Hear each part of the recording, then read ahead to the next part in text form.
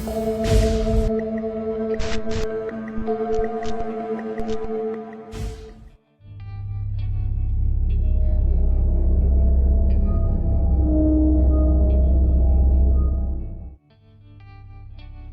adalah sebuah provinsi di ujung selatan Sumatera yang terkenal dengan kopi dan ladanya. Tapi di balik kesuburan tanahnya, tersimpan kisah-kisah tua yang tidak lekang oleh zaman. Kisah tentang desa-desa yang masih memegang erat adat istiadat, dan konsekuensi mengerikan bagi mereka yang berani melanggarnya.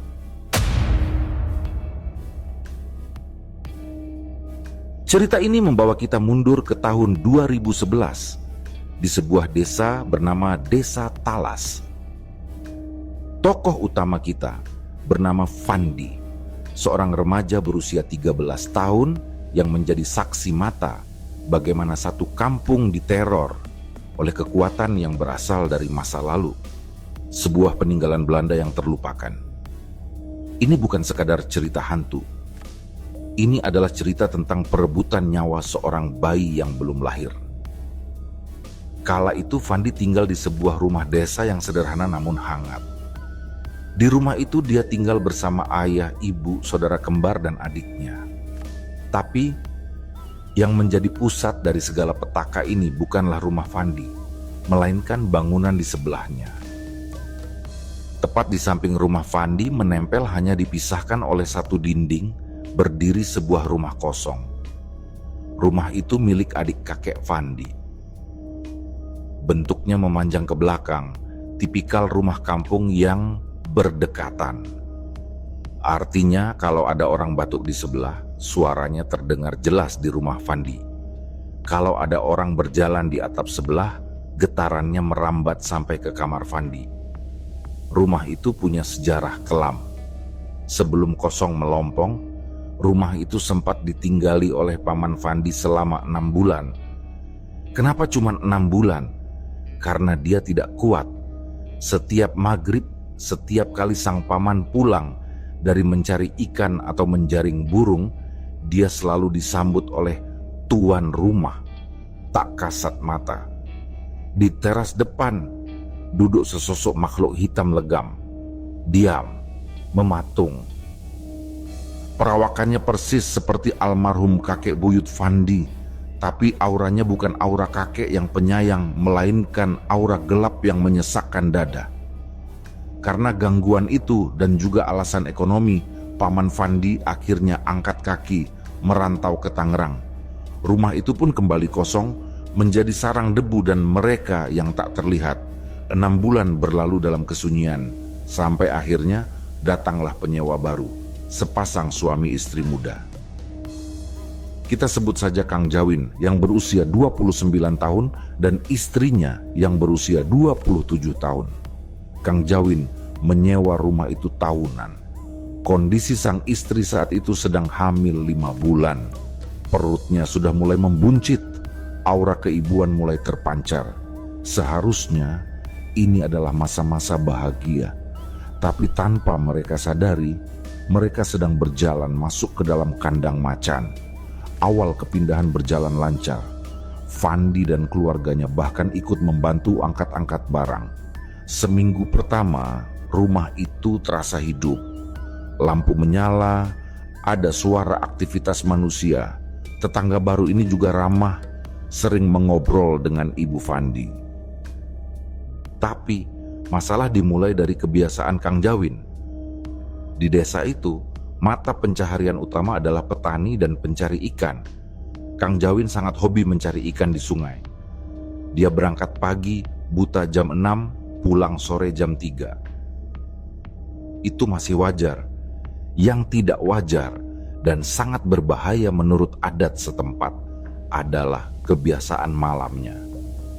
Jam 9 malam, Kang Jawin sering keluar lagi untuk memasang tajur dan bubu atau jebakan ikan di sungai. Padahal Desa Talas punya pantangan keras atau pamali. Suami yang istrinya sedang hamil tua dilarang keluar malam untuk membunuh atau menjebak hewan. dan dilarang pulang larut malam tanpa membersihkan diri dulu di tempat lain. Kang Jawin melanggar semua itu. Dia sering pulang tengah malam, membawa amis darah ikan dan hawa dingin sungai, langsung masuk ke kamar menemui istrinya yang sedang hamil. Dia tidak sadar ada sesuatu dari sungai yang ikut pulang bersamanya. Pelanggaran pantangan ternyata tidak cuma dilakukan sang suami. Sang istri pun melakukan hal fatal. Mungkin karena bosan di rumah atau ingin membantu ekonomi, sang istri sering ikut turun ke sungai di belakang persawahan desa. Sungai itu airnya dangkal, tapi di beberapa titik ada kedung yang dalam. Bayangkan, seorang wanita hamil 5 bulan nekat nyebur ke air keruh, mencari ikan di bawah terik matahari sampai sore. Suatu sore, sekitar jam 5, matahari sudah condong ke barat, langit mulai berwarna oranye kemerahan. Tanda pergantian waktu saat dimana makhluk halus mulai menggeliat bangun. Sang istri naik dari sungai. Bukannya langsung pulang membersihkan diri, dia malah duduk melamun. Lokasinya, jembatan tua di persawahan. Di tempat itu bukan jembatan biasa. Fandi dan teman-teman sekolahnya punya pengalaman mengerikan di sana. Mereka pernah mendengar suara orang mandi ramai sekali, tapi saat didatangi, airnya tenang dan kering. Tidak ada siapa-siapa. Itu tempat angker. Di sanalah istri Kang Jawin duduk. Basah kuyup, amis ikan, melamun menatap kosong ke arah air sampai jam 5:30 menjelang maghrib. Saat dia pulang ke rumah, Fandi yang sedang mengangkat jemuran melihatnya. "Kok bajunya basah semua, Kak?" tanya Fandi. "Iya, habis nyari ikan. Ikan lagi banyak banget yang naik," jawab wanita itu datar. Fandi hanya mengangguk, tapi hatinya merasa ada yang aneh. Tatapan wanita itu berbeda, kosong. 2 hari setelah kejadian di sungai itu, teror fisik pertama muncul. Fandi baru pulang sekolah, masih pakai seragam. Tiba-tiba dia mendengar teriakan meminta tolong dari istri Kang Jawin dari rumah sebelah. Fandi lari menghampiri. "Ada apa, Kak?" tanya Fandi. Wajah wanita hamil itu pucat, tangannya gemetar menunjuk ke belakang rumah. "Tadi ada ular besar banget, sebetis orang dewasa, warnanya hitam." Fandi, anak laki-laki yang cukup berani, langsung mengambil kayu dan memeriksa belakang rumah. Dia menyisir semak-semak memeriksa tumpukan kayu, tapi nihil. Tidak ada ular, tidak ada lubang yang cukup besar untuk ular seukuran betis masuk. "Salah lihat mungkin, Kak," kata Fandi menenangkan. Tapi besoknya kejadian itu terulang. Dan kali ini saksinya banyak. Anak-anak SD yang pulang sekolah lewat belakang rumah Fandi berteriak histeris melihat ular yang sangat besar. Mereka lari ketakutan, dikejar oleh seekor ular hitam besar. Dan ular itu melata cepat dan masuk menerobos pintu belakang rumah Kang Jawin.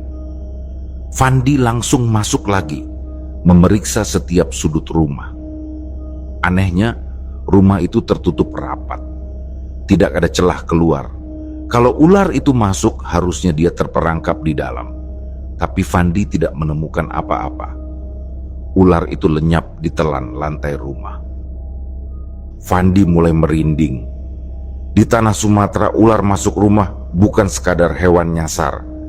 Itu adalah pertanda, kiriman, atau tamu yang ingin menetap. "Taburin garam aja, Kak, biar aman," saran Fandi. Meski dia tahu garam mungkin tidak mempan untuk ular jenis ini. Setelah insiden ular, kewarasan istri Kang Jawin mulai tergerus. Gangguan mulai naik level dari visual ke suara. Suatu maghrib saat langit sudah gelap sempurna, Fandi main ke belakang rumah. Pintu belakang rumah tetangganya itu terbuka sedikit. Fandi melihat istri Kang Jawin duduk di lantai. Rambutnya yang panjang diurai berantakan menutupi wajah. Dia menangis. Suaranya lembut menyayat hati, tapi anehnya di sela tangisan itu terselip nada tawa kecil. Fandi lari memanggil ibunya. "Itu istri Kang Jawin nangis, Bu," kata Fandi. Ibu Fandi bergegas ke belakang. Tapi saat mereka sampai di sana, pintu tertutup rapat, lampu mati, tidak ada siapa-siapa. "Kamu mungkin salah dengar," kata Ibu Fandi. "Beneran, Bu, tadi dia duduk di situ." Malamnya, saat semua orang sudah tidur, Ibu Fandi mendengar sendiri. Dari balik dinding rumah yang menempel itu terdengar suara tawa. Bukan tawa manusia, itu tawa yang nadanya tinggi, melengking, dan dingin. Ibu Fandi mengintip dari jendela kamar yang berhadapan langsung, gelap dan kosong. Tengah malam, jam 12, gangguan makin agresif. Di atap rumah terdengar suara langkah kaki yang berat berjalan bolak-balik. Suaranya bukan seperti kucing atau musang, tapi seperti manusia dewasa yang berjalan mondar-mandir di atas genting seolah sedang mencari jalan masuk. Teror di rumah itu semakin menjadi-jadi seiring membesarnya kandungan istri Kang Jawin. Waktu seolah berjalan lambat menuju hari H kelahiran. Suatu sore, tepat di hari perkiraan lahir, langit desa Talas sudah berwarna merah. Azan maghrib sebentar lagi berkumandang. Fandi yang saat itu sedang berada di teras rumahnya melihat pemandangan yang membuat bulu kuduknya berdiri. Istri Kang Jawin duduk di kursi kayu depan rumahnya. Seharusnya wanita hamil tua itu beristirahat di dalam kamar, tapi dia malah duduk di luar, menghadap jalanan desa yang mulai gelap. Dan yang paling ganjil, rambut panjangnya diurai bebas. Tangannya memegang sisir, menyisir rambutnya pelan-pelan. Gerakannya kaku, matanya menatap kosong ke depan, dan dari mulutnya keluar senandung tawa kecil yang tidak wajar. Suaranya kecil seperti bergumam, tapi terdengar jelas di telinga Fandi. Ibu Fandi yang melihat itu langsung keluar rumah. Sebagai orang tua yang paham adat, dia tahu ini bahaya besar. Maghrib adalah waktunya setan berkeliaran, dan wanita hamil yang menyisir rambut di luar rumah sama saja seperti mengundang mereka masuk. "Jangan duduk di situ," tegur Ibu Fandi setengah berteriak. "Ini sudah maghrib. Ngapain kamu sisiran di luar? Cepetan masuk rumah." Wanita itu menoleh pelan. Lehernya bergerak kaku. Dia menatap Ibu Fandi sambil tersenyum miring. "Iya, Bu," jawabannya sopan, tapi nadanya mengalun. Meski begitu, dia akhirnya berdiri dan masuk ke dalam rumah. Pintu ditutup pelan.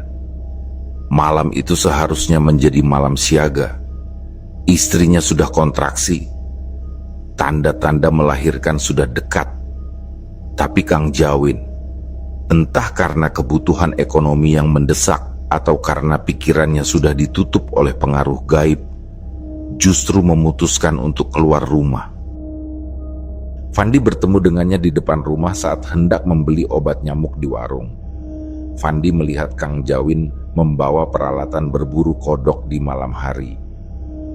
"Mau kemana, Kang?" tanya Fandi heran. "Mau cari kodok dulu, Van. Lumayan harga kodok lagi naik."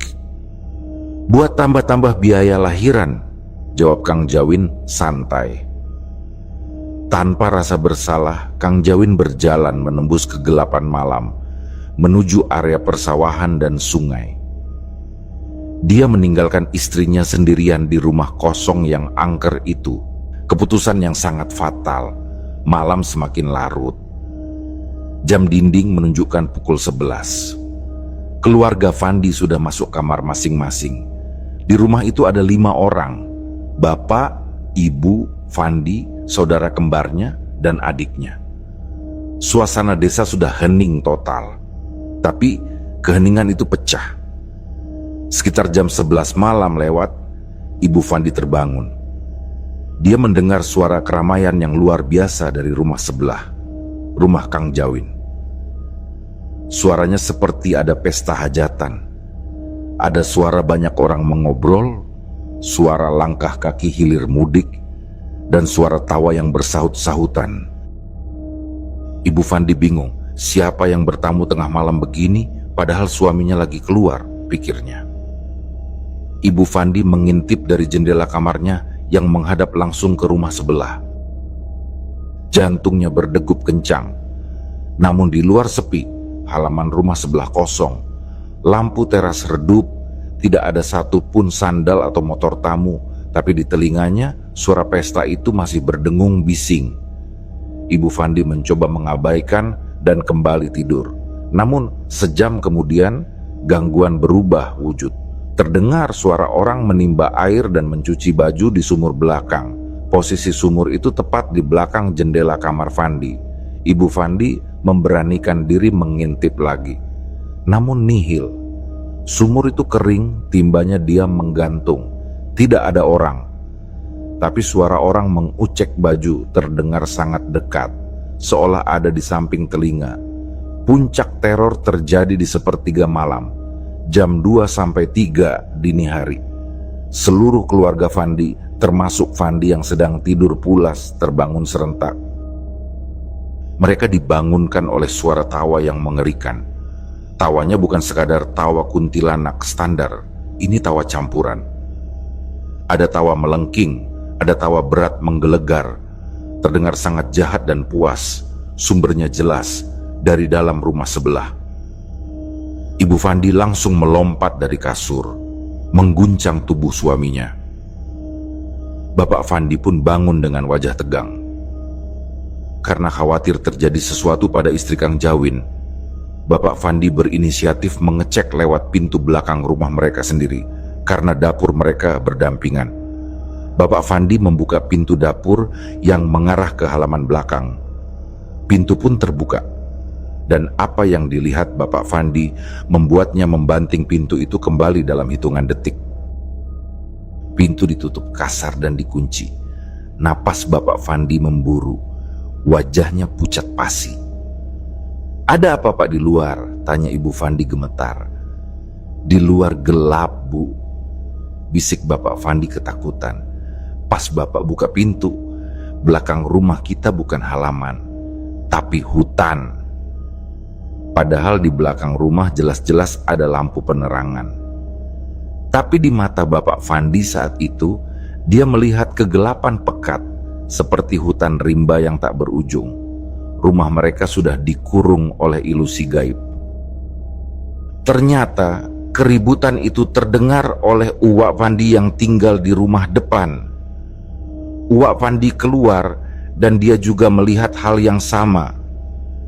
Rumah Kang Jawin seperti diselimuti kabut gelap.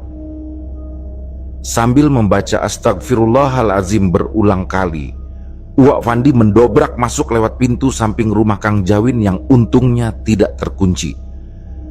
Di dalam, Uwak Fandi melihat pemandangan horor. Istri Kang Jawin sedang terbaring di lantai tengah rumah. Posisi kakinya sudah mengangkang posisi melahirkan. Tapi wajahnya bukan wajah kesakitan ingin melahirkan. Matanya melotot nyaris keluar, mulutnya menyeringai lebar sampai ke telinga, dan dia tertawa-tawa sendiri sambil memandangi atap rumah. Uwak Fandi sadar ini bukan persalinan biasa, ini persalinan yang dicampuri setan. Dia langsung lari keluar memanggil Fandi. "Cepat panggil bidan desa, Uwak mau jemput si nenek." Fandi lari menembus malam menjemput bidan. Uwak menjemput si nenek yang dianggap pintar menangani hal semacam ini. Mereka berkumpul kembali di rumah itu. Suasana sangat mencekam. Saat si nenek masuk, dia langsung berucap, "Astagfirullah, ramai sekali di sini." Bagi mata batin si nenek, rumah itu penuh sesak oleh makhluk-makhluk hitam yang mengerubungi si ibu hamil. Si nenek langsung mengambil alih komando. Dia tidak menangani medis, itu urusan bidan. Tugas si nenek adalah menahan mereka. Si nenek duduk di dekat kepala si ibu, memegang erat jidatnya sambil merapal doa-doa. Bu bidan, kamu fokus sama bayinya. Apapun yang kamu lihat, apapun yang kamu dengar, jangan digubris. Fokus selamatin bayi, perintah si nenek tegas.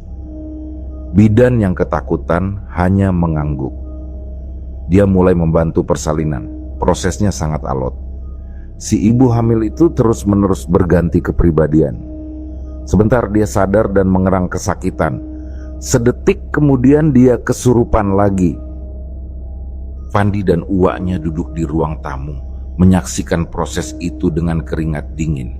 Fandi ingin pulang, kakinya lemas, tapi ditahan oleh uaknya untuk berjaga-jaga. Detik-detik kelahiran tiba. Kepala bayi mulai terlihat keluar. Bidan fokus menatap ke arah jalan lahir. Tapi bersamaan dengan keluarnya kepala bayi, mata bidan terbelalak horor.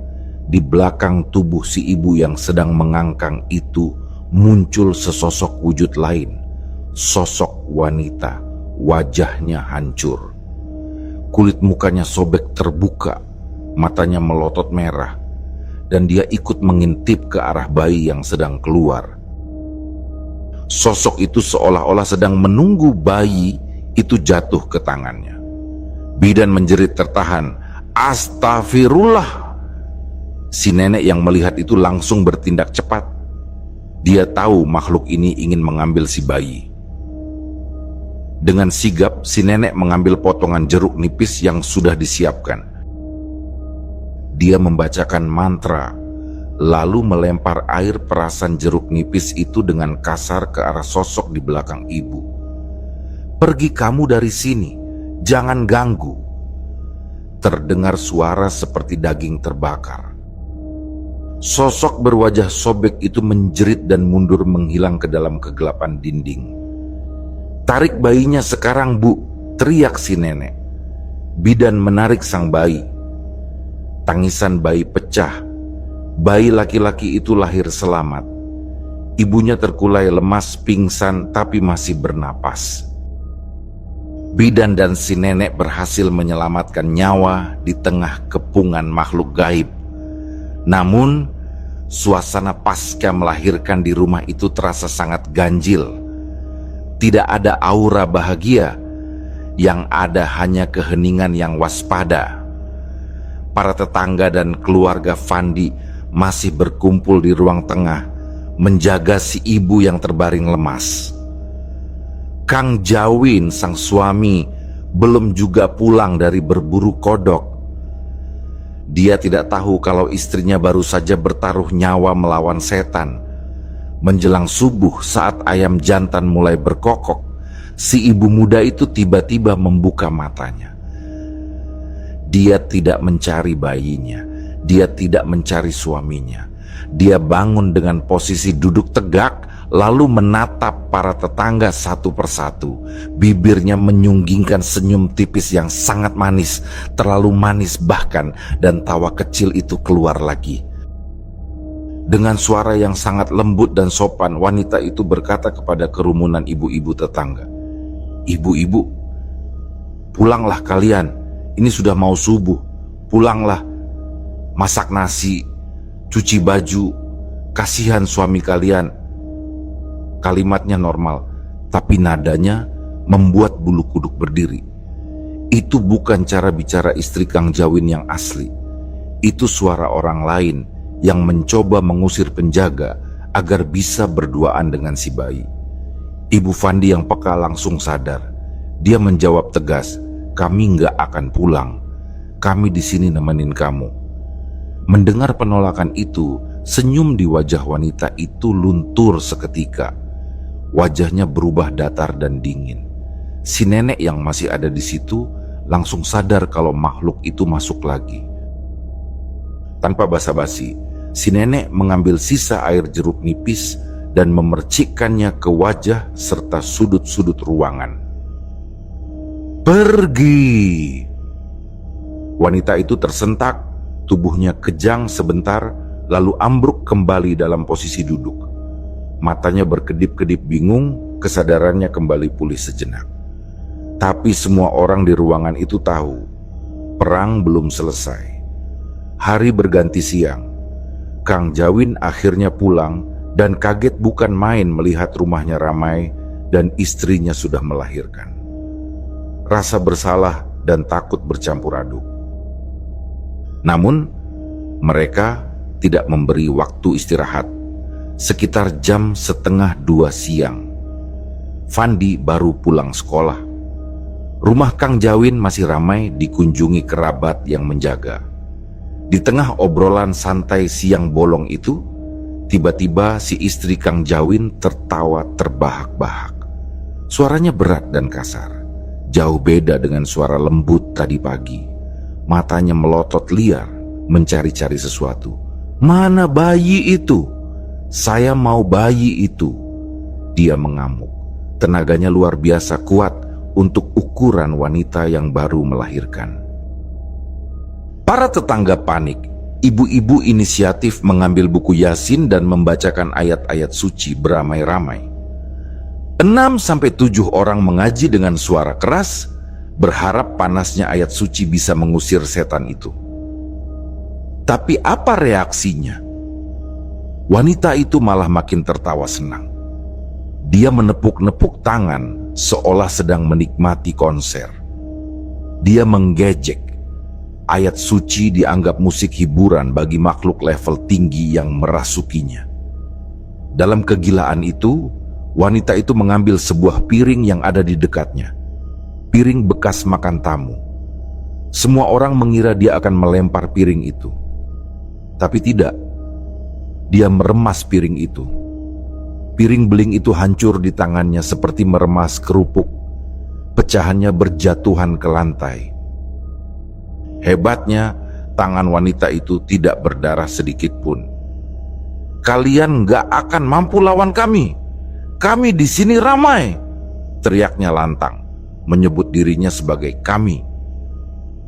Kang Jawin yang putus asa akhirnya memanggil seorang dukun laki-laki dari desa sebelah.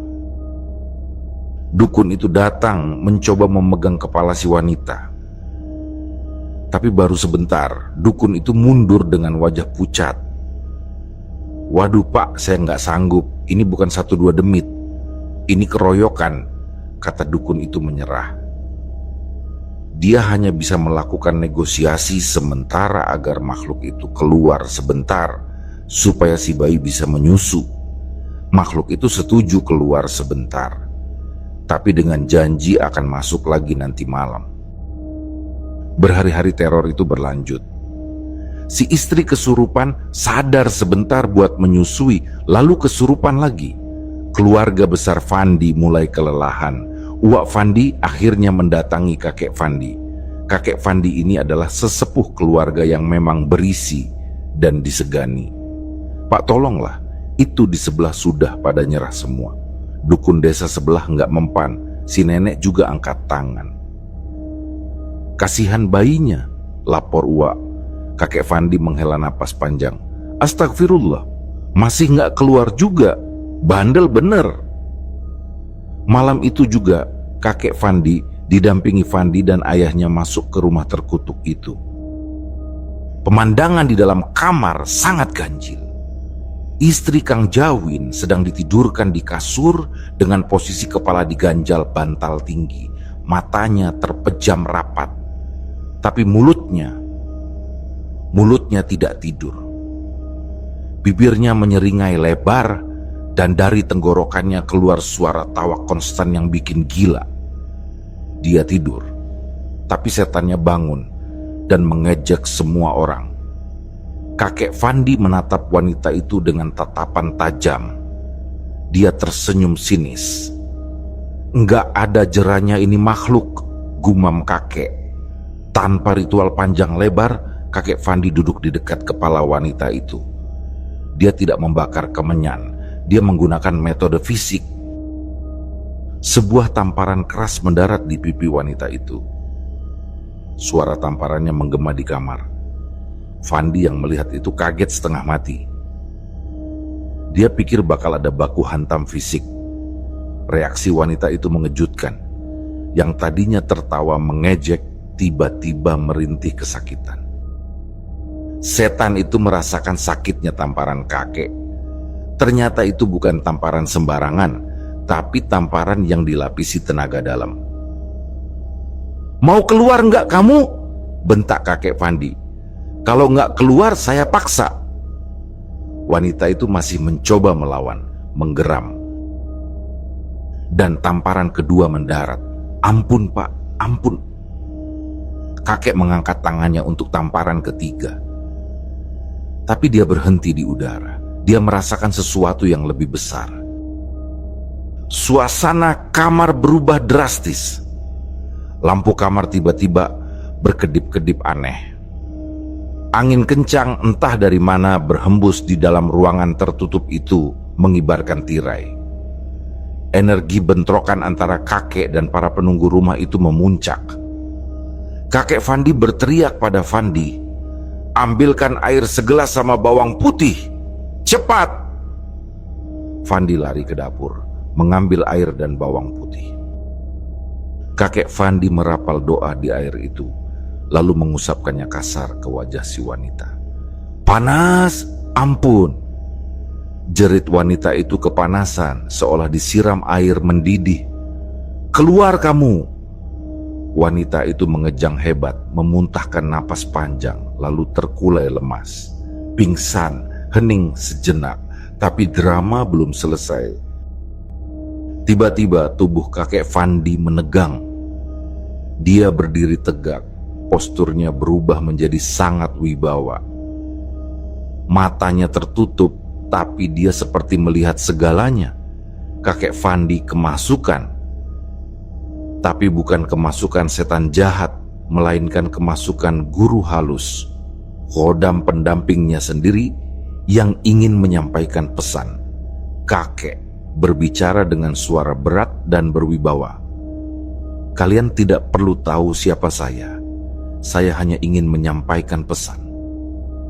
Dia menjelaskan kenapa dukun-dukun sebelumnya gagal atau kabur. Mereka sudah muak. Di satu sisi, penghuni rumah ini melanggar semua pantangan adat. Di sisi lain, mereka tidak beribadah kepada Tuhan, padahal mengaku punya agama. Itu yang membuat benteng badan mereka jebol. Setelah menyampaikan pesan teguran keras itu, sosok guru halus itu pamit. Kakek Fandi tersadar, mengusap wajahnya, kembali menjadi kakek yang biasa. Malam itu kakek Fandi menjelaskan fakta mengerikan kepada keluarga Kang Jawin dan Fandi. "Kamu dengarkan," kata kakek serius. "Makhluk di sini bukan satu dua. Kalau mata kalian dibuka, kalian bakal lihat rumah ini sudah dikepung rapat. Kita nggak bisa lewat. Mereka datang berbondong-bondong seolah diundang. Ada makanan manis, bayi dan wanita lemah iman di sini. Dan yang bawa masalah ini adalah si perempuan itu. Dia diikuti dari sungai. Sukmanya sudah diikat, susah dilepasnya. Kesimpulannya satu, rumah itu sudah tidak aman. Medannya sudah kalah." Mendengar penjelasan itu, Kang Jawin akhirnya menyerah.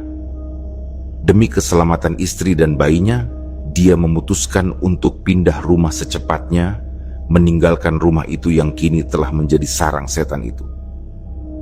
Tapi, apakah teror berhenti setelah mereka pindah? Ternyata tidak. Setelah keluarga Kang Jawin pindah, rumah itu kembali sunyi. Tapi, energi jahat yang sudah terlanjur dibangunkan tidak serta-merta tidur kembali. Mereka justru mencari mangsa baru. Sasaran berikutnya adalah Paman Fandi, adik dari ibunya Fandi. Sore itu, hari Kamis malam Jumat, waktu yang keramat, sekitar jam 5:30, Paman Fandi berniat mandi di sebuah mata air yang terletak di area peninggalan Belanda. Lokasinya tidak jauh, hanya sekitar 80 meter dari rumah Fandi. Tapi tempat itu terkenal angker.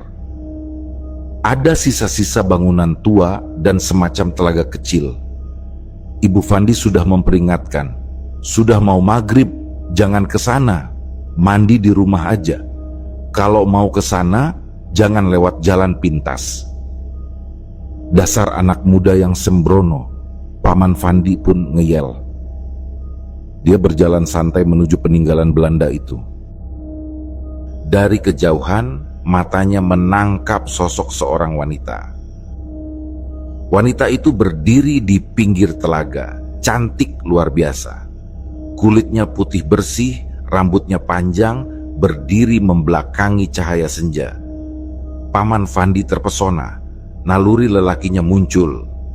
Dia berjalan mendekat, ingin menyapa bidadari nyasar itu. Tapi, semakin dekat jaraknya, keindahan itu luntur perlahan. Saat jarak tinggal beberapa meter, Paman Fandi berhenti mendadak. Napasnya tercekat. Wanita itu tidak punya kaki.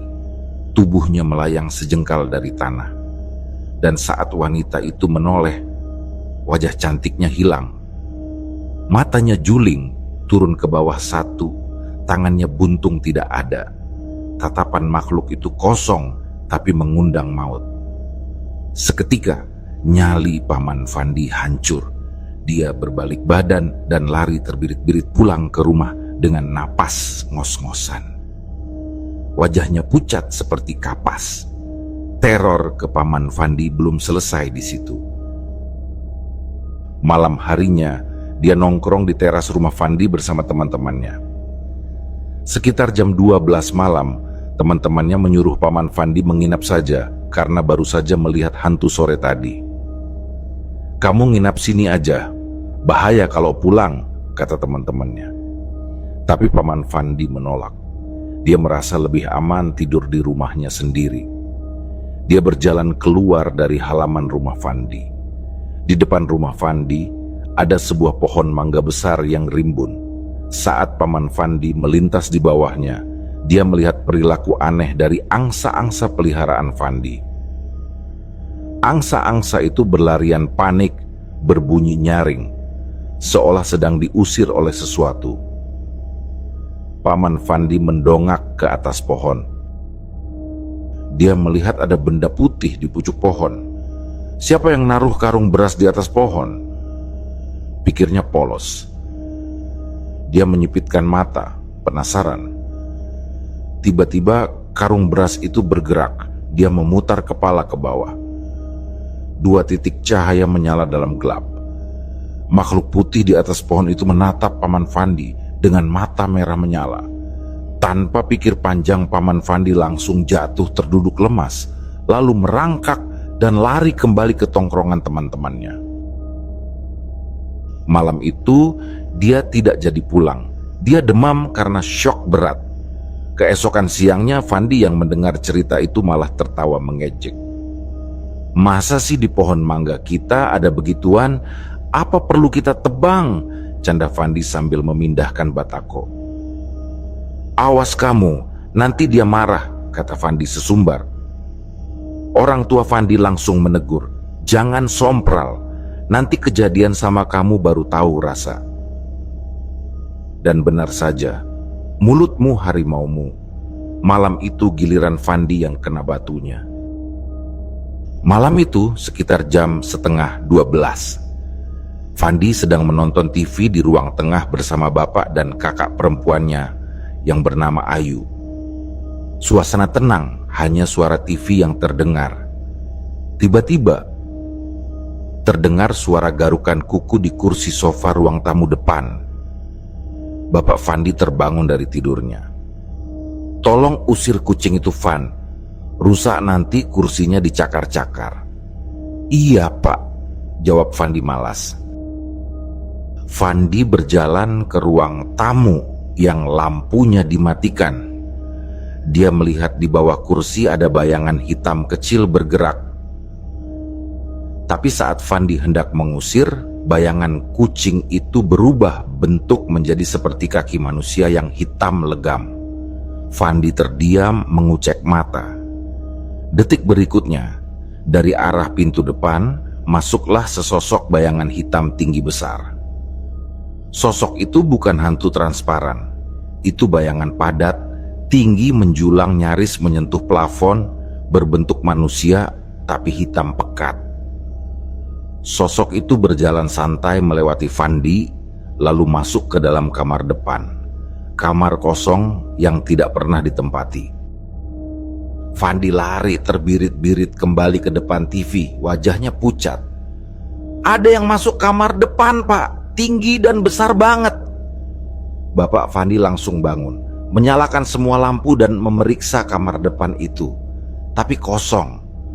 Hanya ada keranjang baju, tidak ada siapa-siapa di sana. Besoknya, kakek Fandi datang lagi untuk memagari rumah. Dia menaburkan garam dan memberi nasihat penting. Kamar jangan dibiarkan kosong melompong. Kalau kosong, mereka yang ngisi. Minimal jadikan gudang atau taruh barang. Jangan sediakan ruang kosong buat setan. Teror ini mencapai titik didih ketika korbannya adalah anak kecil. Sepupu Fandi masih berumur 6 tahun. Baru pulang dari hajatan tetangga sekitar jam 7 malam. Dia berjalan lewat jalan belakang rumah yang gelap, melewati deretan kandang ayam warga. Di dekat kandang ayam, anak kecil itu mendengar suara aneh. Suara kunyahan tulang dan daging. Dia menoleh. Di sana, jongkok di samping kandang ayam, ada sesosok makhluk mengerikan. Makhluk itu bertubuh manusia tapi penuh borok yang menjijikkan. Matanya turun satu. Dia tidak punya kaki. Tubuhnya melayang sedikit dari tanah. Dan di tangannya, dia sedang memegang seekor ayam hidup. Ayam itu menggelepar. Makhluk itu memakan ayam itu hidup-hidup, menggigit lehernya, menghisap darahnya. Sepupu Fandi menjerit histeris. Dia lari memeluk siapa saja yang dia temui di jalan. Anak itu sakit demam, sawan selama berhari-hari karena trauma melihat pemandangan ngeri tersebut. Kejadian yang menimpa anak kecil itu membuat ketua kampung gerah. Ini sudah kelewatan, satu desa diteror. Sejak kejadian kelahiran bayi itu, makhluk-makhluk ini makin berani menampakkan diri, kata ketua kampung. Sang ketua kampung yang ternyata juga orang pintar, mengumpulkan beberapa orang tua desa. Mereka melakukan penelusuran batin. Ternyata sumber masalahnya ada di peninggalan Belanda itu. Para makhluk halus di sana marah besar. Pertama, karena mereka gagal mendapatkan bayi istri Kang Jawin yang sudah mereka incar. Kedua, karena mereka merasa tempat tinggal mereka, telaga, dan reruntuhan Belanda sering dikotori oleh warga desa. Ketua kampung memutuskan untuk mendatangi lokasi peninggalan Belanda itu. Bukan untuk permisi, tapi untuk perang. Dia datang membawa pasukan gaibnya sendiri. Di lokasi itu ketua kampung menancapkan tongkatnya. "Kalau kalian tidak mau berhenti mengganggu warga saya, kita perang sekarang. Saya musnahkan kalian semua," ancam ketua kampung. Bagi mata batin orang awam, mungkin hanya terlihat bapak tua yang berteriak-teriak sendiri. Tapi bagi mata batin mereka, ketua kampung itu datang membawa pasukan macan gaib yang jumlahnya ratusan, siap menerkam para hantu cacat itu. Melihat kekuatan yang tidak seimbang, para penunggu peninggalan Belanda itu ciut nyali. Mereka muncul dan melakukan negosiasi. "Ampun, kami menyerah. Kami tidak akan ganggu lagi. Tapi kami minta satu syarat." "Apa syaratnya?" tanya ketua kampung. "Jangan buang sampah di sini. Jangan kotori rumah kami. Kalian buang kotoran ke telaga kami marah. Kami hanya ingin tempat kami bersih."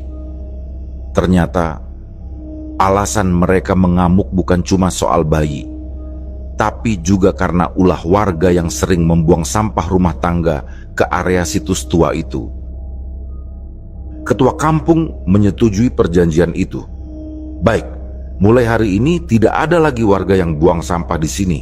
Tapi kalau kalian nongol lagi, saya ratakan tempat ini. Sejak perjanjian itu dibuat, ketua kampung mengumumkan larangan keras membuang sampah di area peninggalan Belanda. Warga patuh, sebagian karena takut hantu, sebagian karena hormat pada Pak Ketua. Dan benar saja, sejak saat itu teror berhenti total. Tidak ada lagi wanita tanpa kaki di telaga. Tidak ada lagi mata merah di pohon mangga. Tidak ada lagi suara tawa di rumah Fandi itu. Fandi, yang kini sudah dewasa, mengenang kejadian tahun itu sebagai pelajaran hidup yang mahal. Bahwa hidup berdampingan dengan alam gaib itu ada aturannya. Hormati pantangan, jaga kebersihan lingkungan, dan jangan pernah meremehkan kekuatan doa orang tua. Rumah kosong di sebelah rumah Fandi itu kini sudah dirobohkan atau direnovasi, tapi kisah tentang perjuangan mempertahankan nyawa bayi dan perang macan gaib itu akan selamanya hidup dalam ingatan warga Desa Talas. Demikianlah kisah yang kami bawakan ini. Semoga kisah ini dapat menghibur teman-teman semua dan diharapkan cerita ini bisa bermanfaat. Baiklah, terima kasih untuk teman-teman yang telah mendengarkan cerita ini dan juga yang telah mendukung channel ini. Semoga kebaikan yang dilakukan teman-teman dibalas oleh Allah Subhanahu wa Ta'ala dengan hal-hal yang lebih baik dan lebih bermanfaat dalam kehidupan. Saya mohon maaf apabila ada kesalahan dalam perkataan ataupun pengucapan dalam menceritakan kisah ini. Sampai jumpa lagi di kisah kami berikutnya. Semoga sehat dan sukses selalu untuk kita semua.